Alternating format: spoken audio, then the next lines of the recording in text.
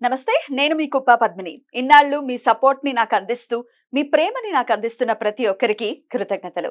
ఇప్పుడు చూడబోతున్న ఈ వీడియో కూడా ఖచ్చితంగా మీకు ఉపయోగపడుతుంది. లైక్, షేర్ అండ్ సబ్స్క్రైబ్ చేసి మీ ఇష్టాన్ని అలాగే మీ సపోర్ట్ ని నాకు అందించండి. అలాగే ఈ వీడియో పట్ల మీ అభిప్రాయాన్ని కమెంట్ సెక్షన్ లో కమెంట్ చేసి నాకు తెలియజేయండి. నమస్తే. నమస్తే, వెల్కమ్ టు అవర్ ఛానల్. నేను కుప్ప పద్మిని. ప్రస్తుతంతో పాటు ప్రముఖ ఆధ్యాత్మికవేత్త, నారీసేన ఫౌండర్, దత్త ఉపాసకురాలు శ్రీమతి లతా దత్త గారు మనతో పాటు ఉన్నారు. మాట్లాడదాం. నమస్తే అక్క. జయ గురుదత్త. శ్రీ గురుదత్త అక్క. ఎలా ఉన్నారక్క? బాగున్నాను రా. చాలా అవును, కాశీ వెళ్ళొచ్చారు.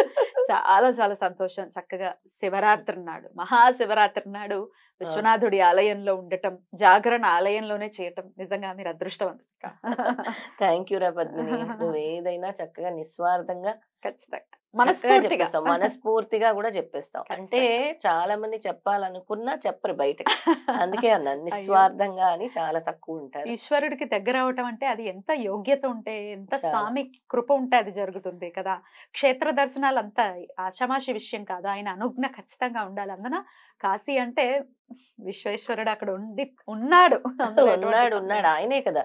ఆత్మల్ని గాని తిరిగి అక్కడ ముక్తి కోసం వెళ్తారు, మోక్షం ముక్తి కోసం వెళ్తారు. అక్కడ మళ్ళీ ఆత్మల్ని తిరిగి వేరే జీవుల్లో పంపించాలన్నా, శాసించాలన్నా ఈశ్వరుడు ఒక్కడే చేయగలడు. ఇవన్నీ నాకు కలుగుతున్నాయి అంటే గురువు అనుగ్రహం వల్ల. ఎప్పటి నుంచైతే గురు సాధన మొదలు పెట్టానో, గురువుని ఎవరైతే పూజిస్తారో త్రిమూర్తులు సంతోషిస్తారంటానికి ఇది నిదర్శనం. ఖచ్చితంగా ఏవైతే జ్యోతిర్లింగాలు అవ్వచ్చు, అష్టాదశ పీఠాలు అవ్వచ్చు, అసలు నా ప్రమేయం లేకుండా అంటారు కదా, అలా అన్ని చోట్లకి ఆయన తీసుకెళ్తూనే ఉన్నారు. ప్రమేయం లేదు అనంటే మీ ప్లానింగ్ లేదు, నా ప్లానింగ్. మీరు ఆ టైంకి అక్కడ ఉంటున్నారు, అంతే. క్షేత్రంలో ఉంటున్నారు. అదృష్టవంతులు. అంతే. అది ఎలా ఉన్నారు స్వామి అక్కడ? చాలా అత్యద్భుతంగా ఉన్నారు. ఎలా జరిగింది మహాశివరాత్రి? అద్భుతంగా జరిగింది. లక్షల మంది వచ్చారు. మొత్తం భారతదేశం నుంచి చాలా మటుకు తెలుగు వాళ్ళు అక్కడే ఉన్నారు. ఆ రోజు పద్మిని రాత్రి 9:30 నుంచి స్వామి ఉదయం 9:30 వరకు కూడా సప్తరిషి హారతులు 4 జరిగాయి. తెల్లవార్లు అక్కడ పెద్ద ఆయన ఉంటారు, ప్రధాన అర్చకులు గుడ్డు మహారాజు గారు అని ఉంటారు, మహంతి అంటారు వాళ్ళని, మహంతు. అన్ని గంటలు కూర్చున్న చోటు నుంచి లేవలేదు. ఉదయం లేచేసరికి అడుగులు పడట్లేదు ఆయనకి. అంటే అంత కంటిన్యూస్ కూర్చోవడం కదా, అంత శక్తి ఈశ్వరుడు ఇచ్చాడు. కాసేపు అలాగే ఉన్నారు ఆయన తన్మయత్వంతో. తర్వాత నెమ్మదిగా ఆయనే శక్తి తెచ్చుకొని అడుగులు వేశారు. అంటే ఎంత మునిగిపోయారు ఆయన ఈశ్వరుల్లో, ఎంత తదేకంగా ఆయన సప్తరిషి ఆరతి చేశారు, అభిషేకాలు చేశారు. ఆయనే ప్రధాన మహంతి అన్నమాట. ఆయనతో సత్సంగం ఏర్పడింది. సాయంత్రం వాళ్ళ కంట్రోల్లో ఉంటుంది కదా, సాయంత్రం అంతా వాళ్ళ కంట్రోల్లో, పొద్దున్న వేరే గవర్నమెంట్ చేతుల్లో ఉంటుంది. మేము తిరుగు ప్రయాణం అయ్యే రోజే మోడీ గారు వచ్చారు అక్కడికి. కాశీ విశ్వనాథుడిని దర్శించుకున్నారు. ఆయన్ని అప్పటికి మనకి ఫ్లైట్ టైం అయిపోతుంది కదా, కాశీ విశ్వనాథుడిని ఆయన దర్శించుకున్నారు. ఇంకా మోడీ గారు కూడా వచ్చారు. మొత్తానికి శివరాత్రి మర్నాడు వచ్చారు. అద్భుతం. ప్రతి అణువు గంగా నది దగ్గర నుంచి, కాలభైరవుడి దగ్గర నుంచి, అన్నపూర్ణేశ్వరి, కాశీ విశాలాక్షి, చింతామణి గణపతి ఏంటి అన్ని కూడా అత్యద్భుతం అని చెప్పొచ్చు పద్మిని. మొత్తం అక్కడే కూర్చున్నారక్క రాత్రి 9:30 నుంచి? రాత్రి 9:30 నుంచి తెల్లవారి 9:30 వరకు అక్కడే ఆ గుళ్ళోనే విశ్వనాథుడు ప్రాంగణంలోనే ఈశ్వరుడికి దగ్గర ఎదురుగా కనబడుతున్నారు. మీ కళ్ళని చూస్తున్నాను చాలు.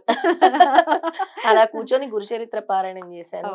శ్రీపాద శ్రీ వల్లభ చరిత్ర, తర్వాత ఓం నమ శివాయ తదేకంగా చేసుకున్నాను. Very good, very good. చాలా చాలా సంతోషం. చక్కగా తిరిగి మళ్ళీ వచ్చారు. చాలా చాలా సంతోషం.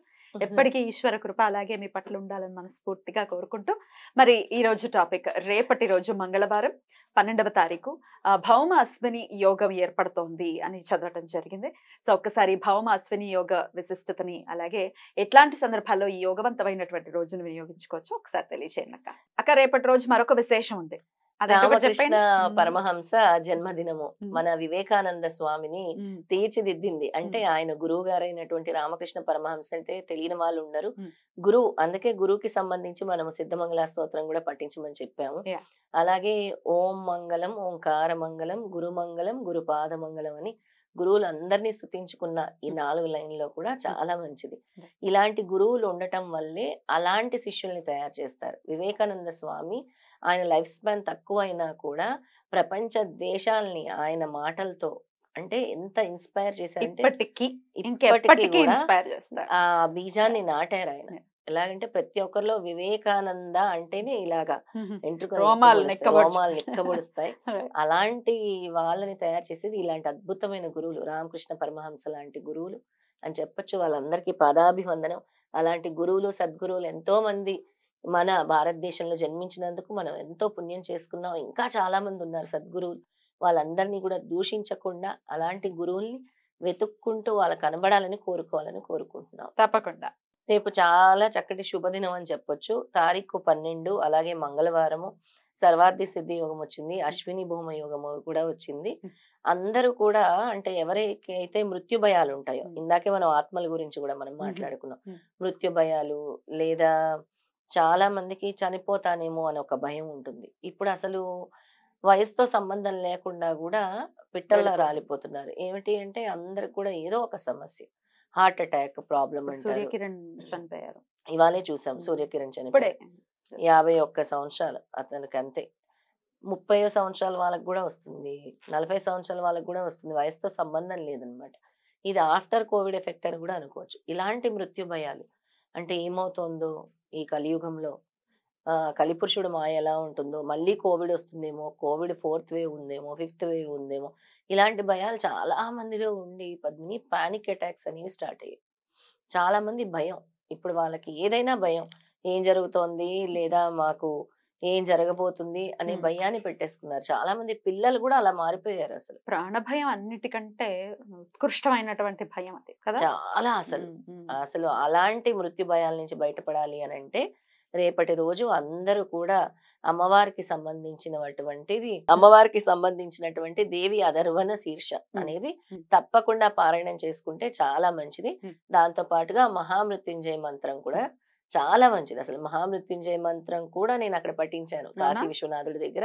అత్యద్భుతమైంది. మృత్యు భయాల నుంచి మనం బయటపడాలి లేదా సర్వ వ్యాధుల నుంచి బయటపడాలి అన్నా కూడా మహామృత్యుంజయ మంత్రం తప్పకుండా. అయితే ఇప్పుడు ఆల్రెడీ హాస్పిటల్లో ఉన్నారు మాకు సంబంధించిన వాళ్ళు, మరి వాళ్ళ కోసం మేము చేయొచ్చా అని అంటే ఖచ్చితంగా చేయొచ్చు. వాళ్ళ పేరున సంకల్పం పెట్టుకొని మహామృత్యుంజయ మంత్రం గనక చక్కగా ఎన్నిసార్లు 108 సార్లు చదివితే ఇంకా అద్భుతమైన ఫలితాన్ని ఇస్తుంది. చక్కగా దీపం వెలిగించుకోండి, స్వామి దగ్గర కూర్చోండి, నువ్వుల నూనెతో వెలిగించుకోండి లేదా ఆవు నెయ్యితో వెలిగించుకోండి, కూర్చోండి. చిన్న మిశ్రీ లాంటిది అక్కడ నైవేద్యంగా పెట్టండి. ఏమీ లేకపోతే సంకల్పం చెప్పుకోండి, ఇలా ఈ మృత్యు భయాల నుంచి బయటపడాలి లేదా ఐసీయూలో ఉన్నారు, క్రిటికల్ కండిషన్ ఉంది, బయటపడాలి అని అంటే మహామృత్యుంజయ మంత్రం చదువుకోండి. ఇలా లేకపోయినా కూడా మిగతా వాళ్ళు కూడా ఇలాంటి ఆపదల నుంచి మీరు బయటపడాలి అని అంటే రేపటి రోజు మీరు మహామృత్యుంజయ మంత్రం 21 సార్లు జపించుకుంటే అద్భుతమైన ఫలితాన్ని స్వామిస్తారు. ఏ సమయంలో చదవమంటారు అక్క? సర్వార్థ సిద్ధి యోగము కూడా 8:29 నుంచి తెల్లవారి అంటే నెక్స్ట్ డే మార్నింగ్ సూర్యోదయం వరకు కూడా ఉంది. అంటే ఈవినింగ్ 8:29 రాత్రి సమయంలో చేసుకుంటే మంచిది అందరు కూడా. అలాగే మంచి పనులు ఏమైనా మీరు కొత్తగా ఏమైనా స్టార్ట్ చేయాలనుకున్నా, వ్యాపారాలు స్టార్ట్ చేయాలనుకున్నా, ఏవైనా షాపులు పెట్టాలనుకున్నా, కొత్త వాహనాలు కొనాలనుకున్నా, ఏవైనా శుభ కార్యక్రమాలు చేయాలనుకున్నా కూడా 8:30 నుంచి మంచి ముహూర్తం రేపు. ఎటువంటివి ఏమైనా మీరు స్టార్ట్ చేసుకోవచ్చు. తప్పకుండా. మన పేర్లోనే ఉంది, సర్వార్థ సిద్ధి యోగం ఉంది, అశ్విని నక్షత్రంతో హోమ యోగం కూడా ఉంది. కాబట్టి చాలా అద్భుతమైన ముహూర్తంగా దాన్ని భావించి మీరు ప్రారంభించుకోవచ్చు. రైట్ అక్క. అక్క రేపు 12వ తారీఖు కాబట్టి ఏది ఇవ్వాలన్నా ఏది ఇవ్వకుండా ఉండాలన్నా గురువుతోటే సాధ్యపడుతుంది కదా. గురుదేవుణ్ణి ఎలా పూజించమంటారు అక్క? అద్భుతమైన మిరాక్లస్ స్తోత్రం సిద్ధమంగళ స్తోత్రం, దానికి మించింది ఏమీ లేదు. ప్రతి ఒక్కరు ఎవరైనా సరే పద్మిని సిద్ధమంగళ స్తోత్రం ఫస్ట్ టైం చదివిన వాళ్ళు కూడా, ఇప్పుడు మనం అఖండ సామూహిక గురుచరిత్ర పారాయణాలకు వెళ్ళినప్పుడు సిద్ధమంగళ స్తోత్రం తెలియదు కదా చాలా మంది. అసలు ఇది ఏం స్తోత్రం అండి, ఇంత అద్భుతమైన స్తోత్రం ఎక్కడా మేము వినలేదు, ఒక్కసారి చదివితే మళ్ళీ చదవాలి అనిపిస్తుంది అంటే ఆ స్తోత్రంలోనే మహత్తు ఉంది. ఆ స్తోత్రమే మిరాక్లస్ స్తోత్రం. అది కూడా ఇలాంటి అద్భుతమైన ముహూర్తం అప్పుడు చదువుకుంటే మీకు ఇంకా అద్భుతమైన ఫలితాలని స్వామిస్తారు. ఎందుకంటే ఒక్కసారి చదివితేనే స్వామి సూక్ష్మ వాయుమండలంలో తిరిగి వెళ్తారు.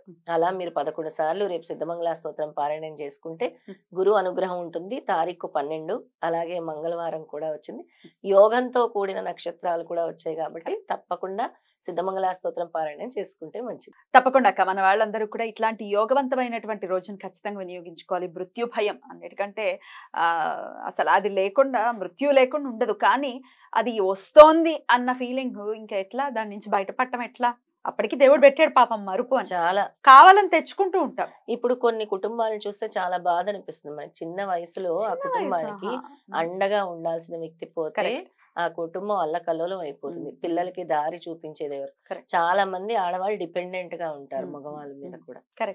అలాంటి పరిస్థితులన్నిటి నుంచి కూడా మీరు తప్పించుకోవాలి అని అంటే రేపటి దినం మీరు తప్పకుండా ఈ మహామృత్యుంజయ మంత్రము, అమ్మవారి స్తోత్రాలు కూడా మీరు పఠించుకుంటే చాలా శుభకరం. బ్యూటిఫుల్ అక్క, చాలా అద్భుతంగా తెలియజేశారు. Thank you so very much అక్క. నమస్తే. జయ గురుదత్త. శ్రీ గురుదత్త.